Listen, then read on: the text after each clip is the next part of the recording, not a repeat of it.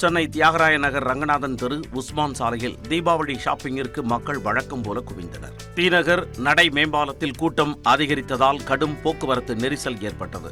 மக்கள் கூட்டத்தை பயன்படுத்தி கொள்ளையர்கள் கைவரிசை காட்டலாம் என்பதால் சிசிடிவிகள் கண்காணிப்பு கோபுரங்கள் மூலம் போலீசார் தீவிர கண்காணிப்பில் ஈடுபட்டனர்.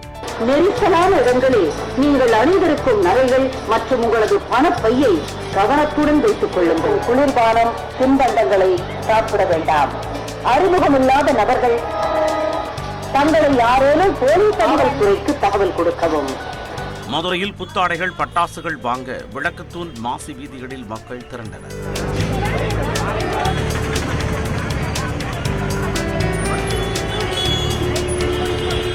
திருச்சியில் சின்னக்கடை வீதி, என்எஸ்பி ரோடு மற்றும் குஜிரி தெரு உள்ளிட்ட இடங்களில் மக்கள் திரண்டதால் கடும் நெரிசல் ஏற்பட்டது.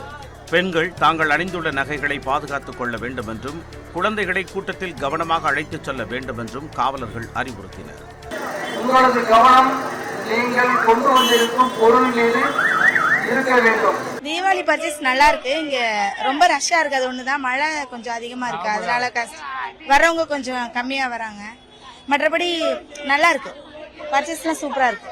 சேலம் மாவட்டம் ஓமலூர் பிரதான சாலையில் புத்தாடைகள் வாங்கவும், இனிப்புகள், பட்டாசுகள் வாங்கவும் கடை வீதிகளில் மக்கள் கூட்டம் அலைமோதியது.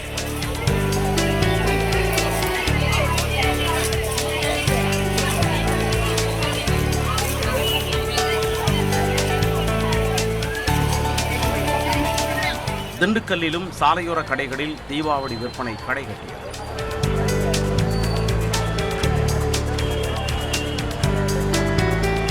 இதேபோல நெல்லை நகரம், தூத்துக்குடி நகரம் மற்றும் சிவகங்கை உள்ளிட்ட பல்வேறு மாவட்டங்களில் கடை வீதிகளில் மக்கள் கூட்டம் அலை மோதியது.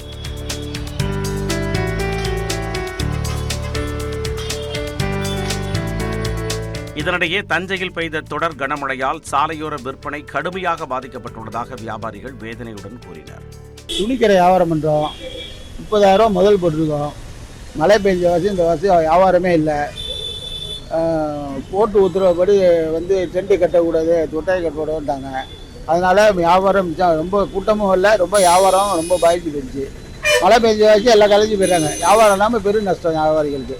பட்டாசு உற்பத்தி நகரமான சிவகாசிக்கு தமிழ்நாட்டின் பல்வேறு பகுதிகளில் இருந்து கார் மற்றும் இருசக்கர வாகனங்களில் மக்கள் படையெடுத்ததால் சாத்தூர் சாலை, பைபாஸ் சாலை, பேருந்து நிலைய சாலைகளில் பல கிலோமீட்டர் தூரத்திற்கு வாகனங்கள் அணிவகுத்து நின்றன. இதனால் கடும் போக்குவரத்து நெரிசல் ஏற்பட்டது.